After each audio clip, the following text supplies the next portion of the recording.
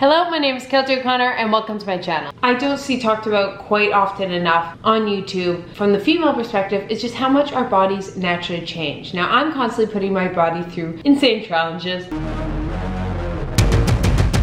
Sometimes with the intention to change my body, sometimes athletic goals, it's mental health, but something I've always kind of wondered, and I see all these transformations, weight loss, weight gain, adding muscle, getting rid of it.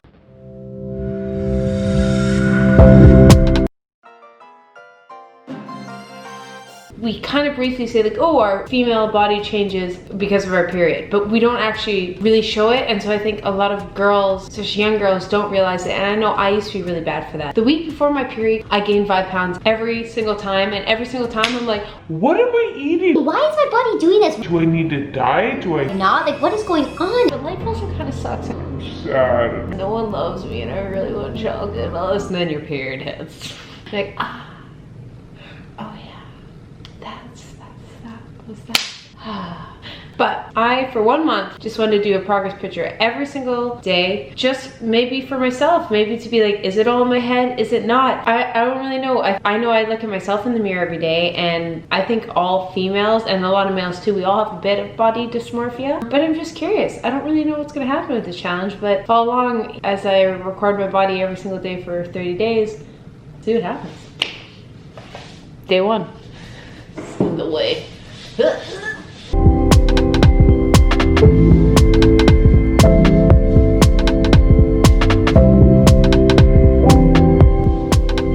Here's the 30 days.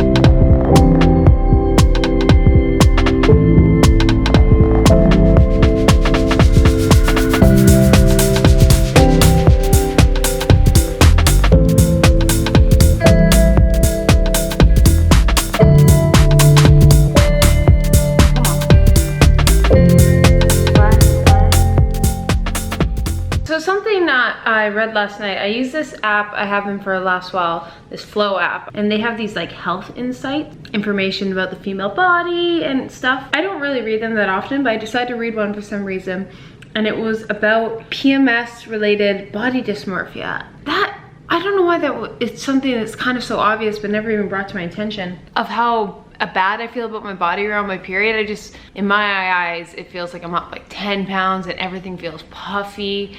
And I think we're even more self-critical, not even just our hormones with water retention, but also I feel our hormones are wonky, and so just mentally are off. I don't know, and I've always noticed that, so I'm not sure if anyone, but I'm definitely noticing that in the challenge and just trying to be aware of that inner dialogue of maybe it's not as it appears to everyone else, and that maybe I'm being just too hard on myself.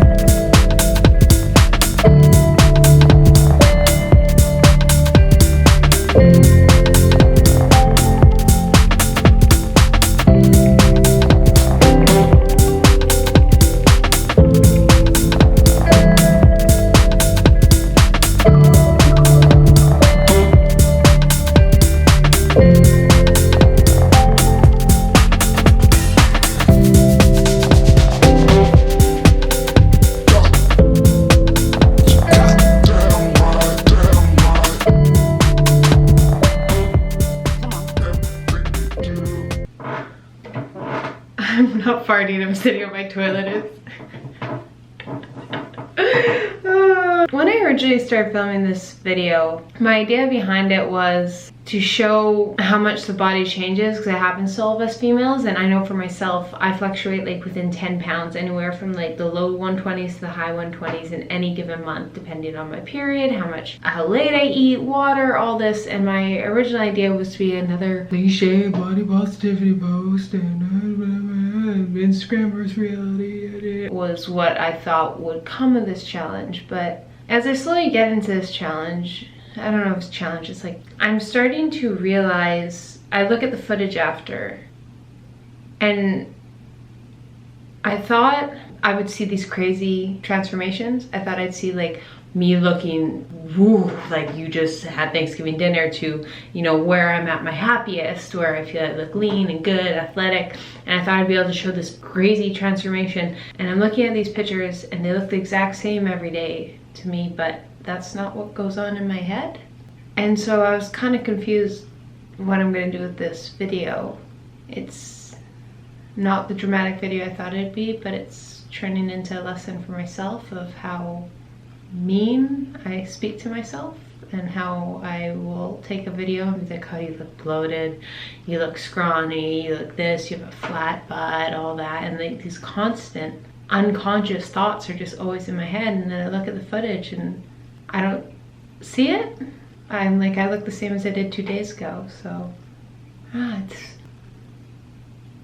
it's eye-opening how we talk to ourselves sometimes.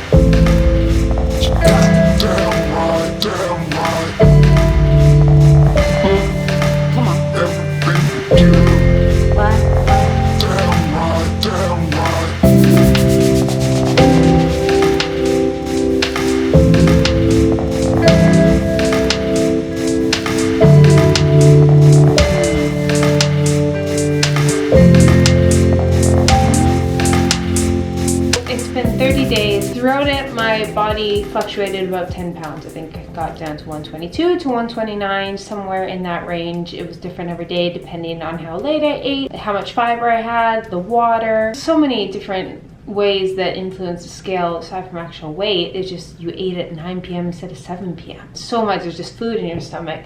But I just broke my tripod. I got into this with the idea of teaching you guys a lesson of that, showing that our bodies fluctuate so much.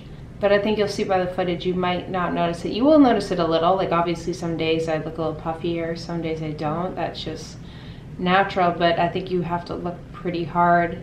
This was really eye-opening for myself, and I thought it'd be a lesson for you guys, but it turned out to be a lesson for me of how negatively I talk to myself. And I know I'm not alone. I'm not a unique unicorn. I think it's an epidemic in a lot of ways of how we talk to ourselves.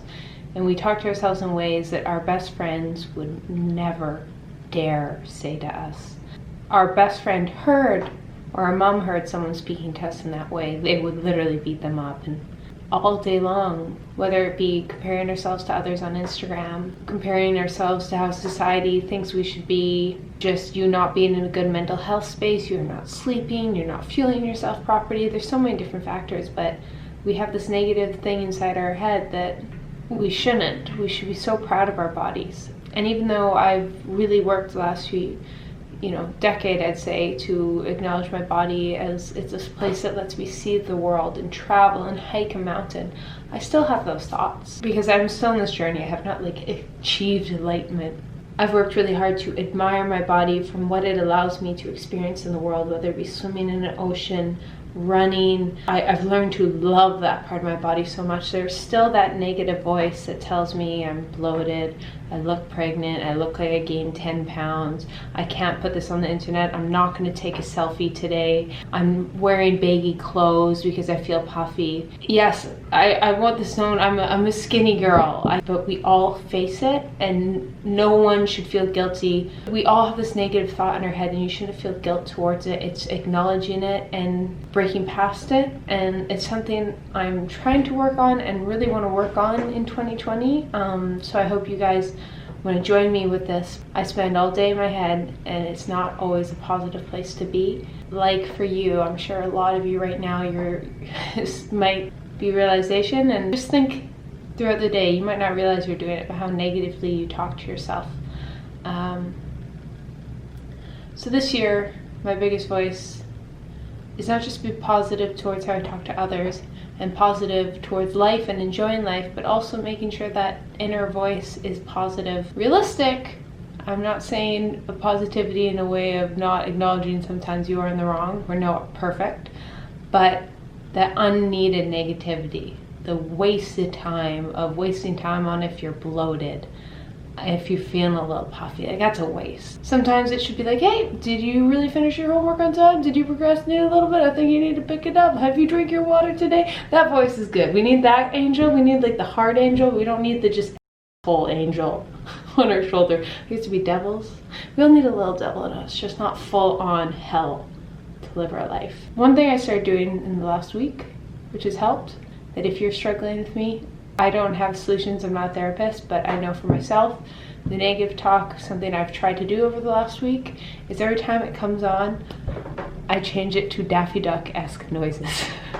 So instead of being like, you're bloated, you're fat, you're worthless, you look pregnant, you have scrawny legs, I'm like, you got scrawny legs, and oh my god, you're so bloated, and look at you, blah, blah, blah. And you talk like that, and suddenly you're like, what the hell is this cartoon character? And it's just made me laugh, and I think it shouldn't be so serious. And that works for me when things are too serious. I'm like, oh god, this is therapy session, I gotta do this, and it's working. And like, you just have some fun. And so I've just tried to make the little asshole angel on my shoulder sound like Daffy Duck, and it's kind of helped. And I'm just gonna work on it. So if you watch my vlogs, you know, I'm trying to work with journaling, things like that, and I'll let you guys know what I find and what works for me. And I'm not saying it'll work for you, but maybe try it. And if you have any other ideas, comment below. That inner voice should sound like your best friend, because that's how your best friend would talk to you. So next time it's being a little rough and you're being a little too hard on yourself, take a step back, acknowledge it, don't beat yourself up for it, and just ask what your best friend would tell you if they heard that spoken out loud. If you've been hard on yourself, here's me saying, you are beautiful, you are strong, you're successful, you're BA, you are taking on the world, and you got big dreams, and they're gonna happen this year, I can feel it. So here's me saying that to you, and screw the asshole angel, the little devil, because life should be fun. Thank you for tuning in, like always, forcing me to learn a bit more about myself every single video, and the one important lesson on my channel. Have a great day. Go pet a dog. So as I was talking about, Skillshare is sponsoring this video, and I'm really excited about that because it's a program I've seen and something I'm so passionate about this year. And this year is a year of bettering myself. As I talked about in this video, it was very transformative of looking at my body from an area of self-talk, of self-improvement, self-growth, and that's something I want to carry on to 2020, is improving my health, not just from the outside, not just about what sounds good, but so I really feel it and grow in so many ways. It can be mentally, physically, emotionally, and a big area for me has been creativity, and that's something I've been dabbling into and like furthering education to actually learn about my own creativity. And I'm bringing you guys along on this journey, so I'd love it if you can make 2020 a year for you to explore new skills, passions, and get lost in creativity with me, and Skillshare is an amazing place to do that. You can find countless online courses that you might be surprised actually inspire you in so many different ways, because we're all multi-complex humans. Skillshare is an online learning community that offers you a membership with meaning, real projects to come that you can create, and the best part about it is that you support other creatives, helping support someone else who's gone through that journey and follow them. And the cool thing, unlike the educational system, I know I went for college, it's about taking courses and things you really want. Like for example, some I've taken in the past are for editing. I use Adobe Premiere Pro, and there's programs you can do that, and they're short, easy, so you can fit into your day-to-day life. They're not going to take up that much time. You can do yoga, there's self-help ones, so there's things about wellness, it's about creating routines. You can do ones about more specific passions like art, design, graphics. One I've taken that really helped is, you guys have seen I'm always doing these 30-day challenges, and I get questions a lot about how I maintain it. It's about creating a healthy habit, which I think is the foundation to anything in life, is just creating a habit so you're not constantly relying on willpower. In this challenge, it was annoying just to remind myself to film every day, and how I got into the habit of that was just simply building that habit, which you can do to drink more water, work out. And the best person I think for building new habits, which I take a lot of tips from and use on this channel, is actually Thomas Frank, who's a fellow YouTuber. He actually has a course on Skillshare now, and it's called Real Productivity, How to Build Habits That Last. And I took this course and I think it is so foundational. He'll help you determine the goal you want, how to reverse engineer it so you can get specific small habits. So for example, if you want to run a marathon, a smaller skill you can use to maintain that, how to track, how to maintain it, all those kind of areas. Why we all break habits are actually very scientifically based, and he really breaks it down into simple, digestible ways. If you guys click the link I have down below, you'll receive 2 free months of their premium membership. An annual subscription is less than $10 a month, and you can start unlocking your creativity. And then we don't always have a friend who's an expert in anything. Skillshare allows you to find a coach, trainer, mentor that you can have in the comforts of your home and learn a new skill. And let's all make it our best year of growth, creatively, physically, emotionally, mentally, whatever it is. Let's just make 2020 our best year and let's grow together.